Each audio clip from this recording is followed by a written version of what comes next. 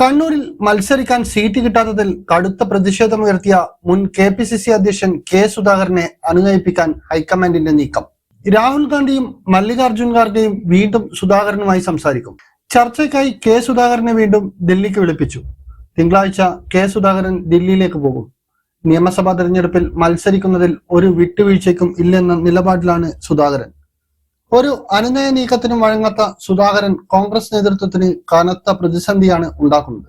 MP-മാർ മത്സരിക്കേണ്ട എന്ന നിലപാട് high command സ്വീകരിച്ചതോടെ parliament സമ്മേളനത്തിൽ പങ്കെടുക്കാതെ കെ സുധാകരൻ നാട്ടിലേക്ക് മടങ്ങി. പിന്നാലെ കണ്ണൂർ തന്റെ ഹൃദയരക്തമാണെന്ന് കുറിച്ച് FB-യിൽ വൈകാരിക കുറിപ്പും പങ്കിട്ടു. പാർട്ടിക്ക് വേണ്ടി താൻ സഹിച്ച ത്യാഗങ്ങളടക്കം എണ്ണിപ്പറഞ്ഞായിരുന്നു സുധാകരന്റെ കുറിപ്പ്. കടന്നുവന്ന കനൽ വഴികൾ മറ്റുള്ളവർക്ക് മറക്കാനായേക്കും, തനിക്കതാകില്ലെന്ന് സുധാകരൻ കുറിപ്പിൽ പറഞ്ഞു. തൊട്ടു പിന്നാലെ സുധാകരൻ അനുകൂലികൾ കണ്ണൂരിലെ വീട്ടിലേക്കെത്തി. കെ സുധാകരൻ അതൃപ്തി പരസ്യമാക്കിയതിന് പിന്നാലെ സുധാകരൻ അനുകൂലികൾ കണ്ണൂർ DCCക്ക് മുന്നിൽ പോസ്റ്ററുകൾ പതിപ്പിച്ചു. സുധാകരൻ കോൺഗ്രസ് പ്രവർത്തകരുടെ വികാരമാണെന്നും ഒതുക്കാൻ ശ്രമിച്ചാൽ പ്രത്യാഘാതം ഉണ്ടാകുമെന്നും പോസ്റ്ററിൽ പറയുന്നു. ഹൈക്കമാൻഡിന്റെ അനുനയ നീക്കത്തിൽ സുധാകരൻ വഴങ്ങുമോ എന്നാണ് ഇനി അറിയേണ്ടത്. പൊളിറ്റിക്കൽ ഡെസ്ക്, ഇന്നറിയാൻ ന്യൂസ് കേരള.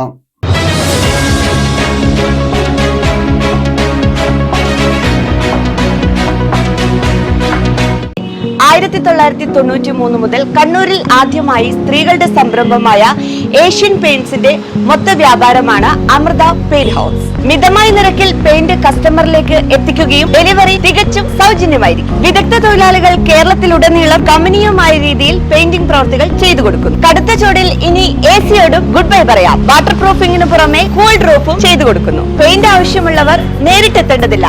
ജസ്റ്റ് ഒന്ന് വിളിക്കുകയോ വാട്സപ്പിൽ മെസ്സേജ് ചെയ്യുകയോ ചെയ്താൽ മതി. ഫോട്ടോ ഏതാണെന്ന് അറിയണ്ടേ? കണ്ണൂരിൽ സിവിൽ സ്റ്റേഷനു മുൻവശം. കൂടുതൽ വിവരങ്ങൾക്ക് താഴെ കാണുന്ന നമ്പറിൽ ബന്ധപ്പെടുക.